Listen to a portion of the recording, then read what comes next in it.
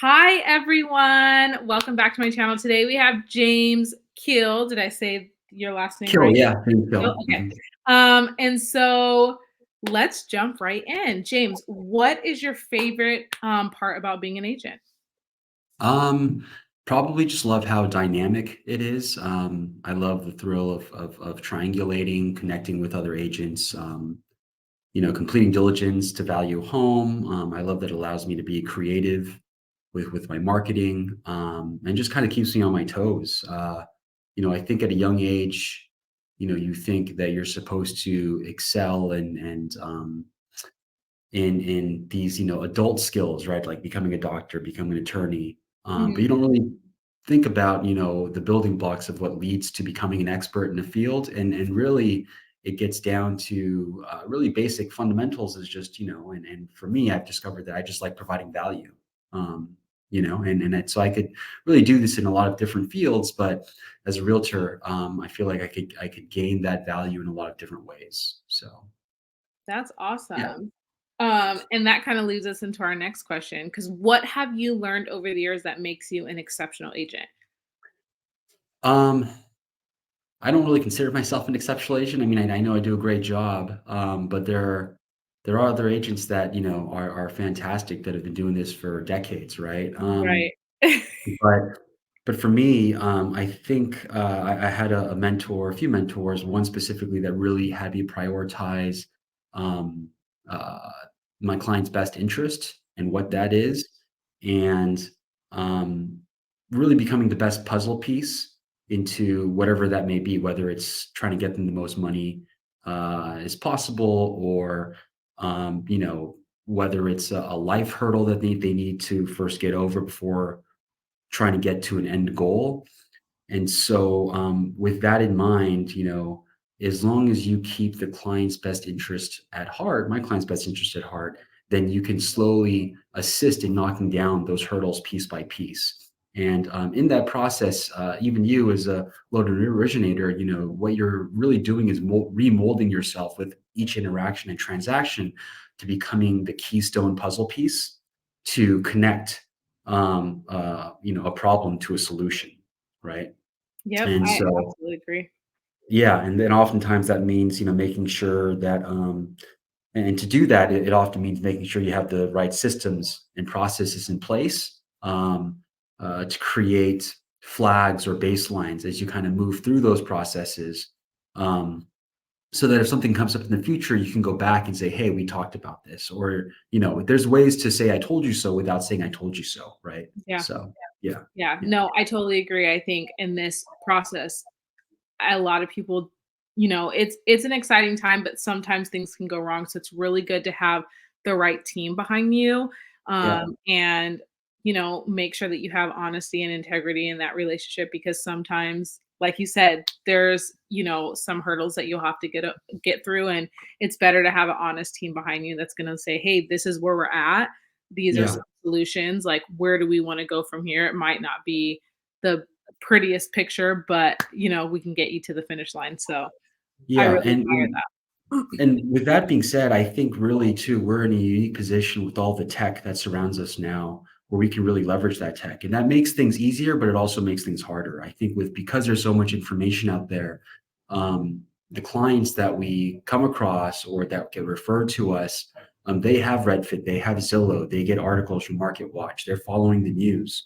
Mhm. So they're digesting all of this information that, the general public wasn't able to fully digest before, right? And Yeah. so to them, it's like, when they meet an MLO or a realtor, like, they some of them may arrogantly think to themselves, oh, how could this person possibly tell me anything new or any other information that I already do not know, right? Mhm. Mhm. And so in order to make sure that you stay a step ahead, it's also digesting all the same information that they're digesting. But us really reading between the lines to tell them what the current pulse of the market is, Yeah. right? And define nitty-gritty details, to bridge the gap between technology and real life solutions. So I completely agree. To me, like, for my own personal, purchases and things like that, like, I definitely rely heavily on a realtor, because you guys are the subject matter experts, right? And so this is the largest investment that you will either sell or buy probably in your entire life. And Yeah, so, absolutely. if you think about it in that context, like, don't you want someone who is the expert to kind of help you and guide you through that process? So, yeah, I totally think it's super important.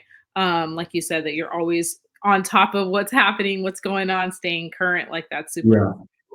Mhm, mhm. So, what part of town do you specialize in? Really all of Northern California. I'm born and raised in San Francisco. But last year, out of the I think I had 19 sales last year, I would say 70% of them ended up being in the East Bay and the South Bay. But Okay. everybody was referred to me where I met in San Francisco. I think a lot of people were just trying to find more value. Mhm. The average home price in San Francisco might be about $1 million for sometimes something that's a little too small with a lot of deferred maintenance. So, Yeah. um, yeah, so I would say all of Northern California I've ventured out to. Okay. And then what can a potential buyer or seller expect from you? I would say just, dedication, commitment, empathy, and I know those words seem really empty to hear, but,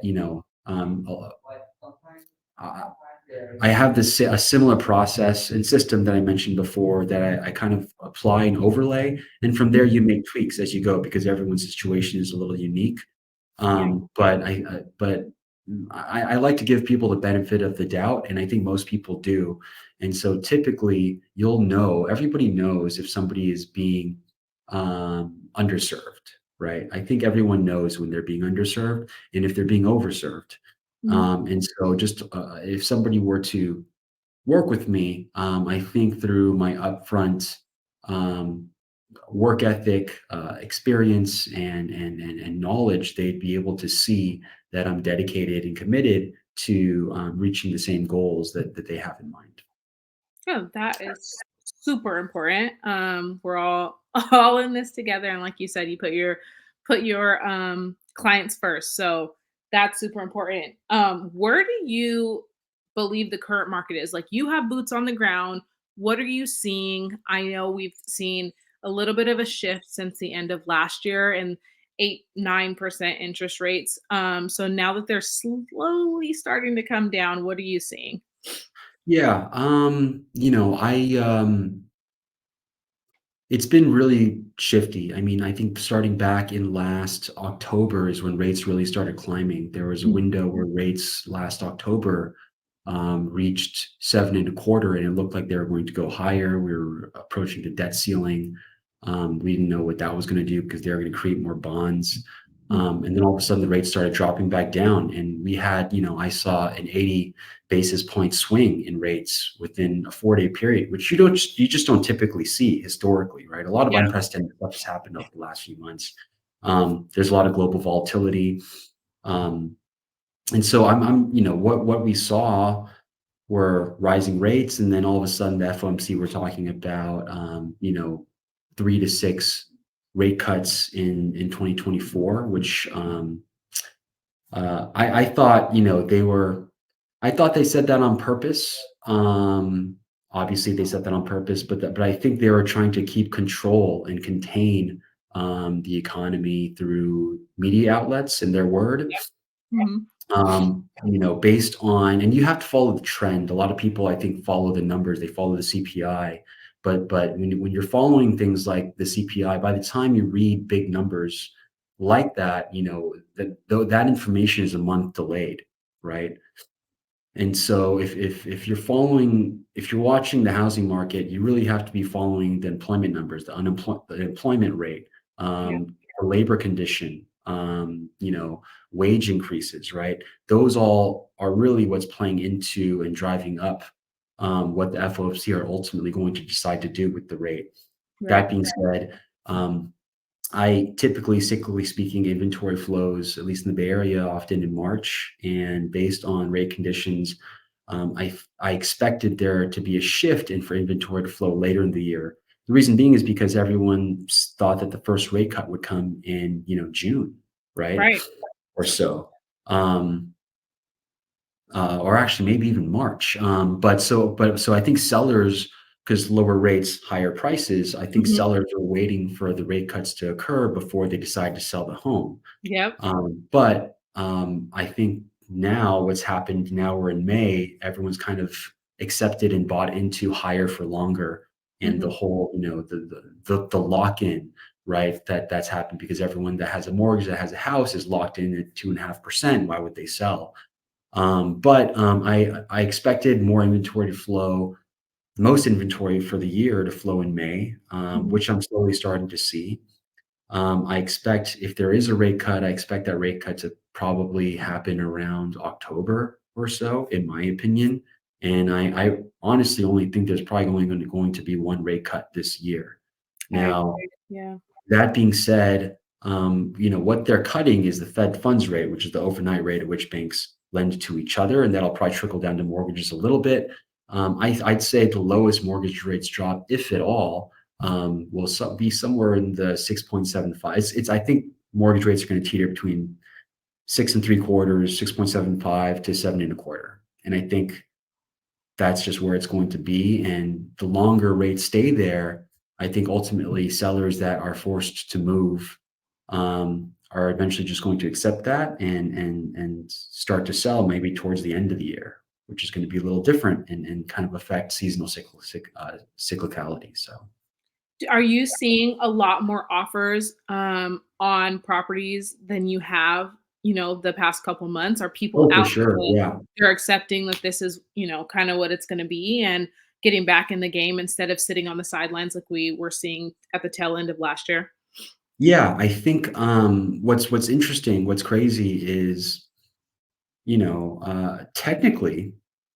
technically speaking, this is probably a terrible time to buy.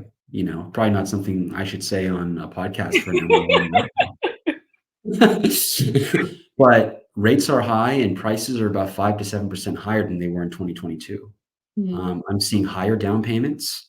And I think what's adding to that is number one, buyers are accepting higher for longer. Mhm. But inventory has been extremely low, and there's been a ton of pent up demand. Now, Yeah. this is just in Northern California, San Francisco. It's different. I know in different parts of the country, but with all that pent up demand, and on top of that, the stock market has been on a tear, right? The Yes. S&P has been up, the Dow's been up, and there's this. At some point, that's got to come down. So I feel like a lot of people are looking to ways to liquidate and capitalize on those gains, and then hedge that by putting it into a home, which is historically what people been wanting to do. So Yeah. I have not seen the number of offers go down. I've seen Okay. prices go up. Yeah. And with higher prices, I'm seeing higher down payments. I'm seeing a lot more parental help. Um, I mean, just for example, in South San Francisco, which is typically not a super desirable area, a lot of people have been recently moving in there in the last 6, 7 months, and I just saw a home, a 1,324 square foot home, 3 bedroom, 2 bath home in South San Francisco, sell for 1.725, which is just crazy. Wow. I mean, Wow. that's Yeah. just crazy. So, yeah. So there's still buyers out there. If you can afford to buy, go ahead and buy, but get yourself a dream team that can get you the best price, whether you're buying or selling, whatever you're doing. Make sure, excuse me, you have a team behind you that, is really for you and making sure that they can get you the best deal possible. Um, Yeah. yeah. Yeah, and I'd say with that, I just wanna, say that if you're a lot of people sometimes won't speak to an MLO or they won't speak to a realtor until they find the house that they love, which is the wrong approach, and I come across Yes. it often, all right? Because, that same person before they buy a pair of basketball shoes will do hours of research through Amazon reviews and CNET reviews, and that's for a pair of shoes, which is what, at most $150. But Right. when it comes to the biggest purchase of their life, they won't talk to an area expert or a loan expert, and make a final quick-witted decision on the spot, you know? Yeah. And so I would say most important if somebody's thinking about buying a home is to lean on a realtor and work exclusively with a realtor, and a loan officer. So that with that same loan officer, they could run through different loan scenarios. They could talk about the different product that loan officer has to offer, whether it's a 30-year, whether it's a 10-year, whether it's a 5-year ARM. Um, And then with the realtor, leaning on them to send you listings in your target area that are on the market, off the market, have you send them recordings, so you can lean on them and not waste your time on weekends to go to open houses, but do private showing during the weekday after work. Because the number one thing I think is really you and I, we're really shepherds. We don't really sell, right? Mhm. We're here to shepherd people along through a process of really of self-discovery. I Yeah. can't convince somebody that a loan or a house is best for them. They're going to convince themselves, and the only way to do that is to look at houses, look at loan products, and then over time create an internal value board of what's important to them, Yep. and have that realtor tell you, hey, if you pay this price, just so you know, you're paying at the top of the market. But maybe this home is close by your parents and you have a growing family, and having a house closer to your parents is more important to you. So you're willing to pay a premium, right? So there's a lot more involved. We played a bigger role than just writing a contract or pushing paper. So, I could not echo that enough. Understand your buying power before you go out and see houses. Any of my clients that work with me, I make sure that they're pre-approved before I pair them with a real estate agent if they don't already have one, because I want you to know what you should and shouldn't be looking at. Sometimes it takes 6, 7, 8 months to find, the perfect fit for you. And so it's very important to know, like, what can I afford? What does that monthly payment look like? And also, you may be able to afford something that you're not comfortable with monthly, or it just mhm. doesn't make sense, or it's kind of stretching your budget. So it's really important to really understand, like, where you're comfortable at. This is something that are committing to for a long period of time. So, it's really important to make sure that that's something that is not going to strap you financially. And loan officers are here for creative, ideas and ways to make things Yeah, work. If you find that perfect house and you need a little bit of creative financing, that's why we're here to work with your realtor, to work with you, and try and get you in that perfect house. So I could not echo that enough. yeah. Um, it's important. I agree. And sometimes it doesn't work out, but that's okay. And I think that's why it's important, not to focus. I think a lot of people think most realtors, and maybe they do, kind of focus on the money. But it's important to focus on the value and what's important to the client. I just had a client that I worked with for 7 months, and we did everything together. I went through all my processes, we looked at homes, I went through disclosures, summarized them. And ultimately, they decided that when I first met them, they weren't sure if they're going to buy in the city or move down to San Diego to live with her parents. Okay. And ultimately, they decided to move down to San Diego. But it wasn't all of the things that we did together helped lead to that decision. And unexpectedly, they left a stellar review for me that, and mentioned that, all of the things that we did together ultimately may help them make a big decision. And that meant a lot to me, because maybe had they been working with somebody else, they would have bought something and now regretted it. Yeah, Right. Um, so yeah, that's that's awesome. So before I let you go, I wanna make sure that we know how to get in contact with you. So how do we call and email James Kill? Yeah, you can call me at 415-377-9307. And if you want to learn about my processes, you can visit me on my website at www.jameskill.com. That's with one L, so JMESKL.com. And on there, actually, you can send your clients over there too, because I have a mortgage calculator. And then Okay. on that mortgage calculator, they could play with it, and they could input purchasing power, and they could also create a mortgage calculator based on affordability, based on a monthly payment that they're most comfortable with. That'll then back out a purchase number price based on interest rate that lets them know what their purchase power is. Um, Also on there as a buyer, I have a buyer closing net sheet, so they can kind of play with that, so they can figure out what the closing costs may also be. And I have a lot of cool features on there. I have market data on there that's updated weekly, not by me, by a third party called Altos Research. Shout out to Altos Research. So they can see what the market trends are. So yeah, that's how you can contact me. So it's a one-stop shop. That's It's a perfect. That's one-stop all shop. the stuff, yeah, that you need when you're Yeah. thinking about buying a house, ready to make a leap, just gathering your information. So that's Yeah. Yeah. Yeah, they could lurk on my website before making a decision. Yes. Yes, totally. Well, thank you so much for being on my podcast today. It was super insightful. I'm going to visit your website as well. I want to see all of the cool things that you have going on, because that's super informative. I actually have not spoke to any realtors that have something like that available to their clients right up front. So that's actually super cool. Yeah, But yes, thank you for joining me today. I really appreciate it. for sure. Thank you. Thanks, everybody. Have a good one. You too.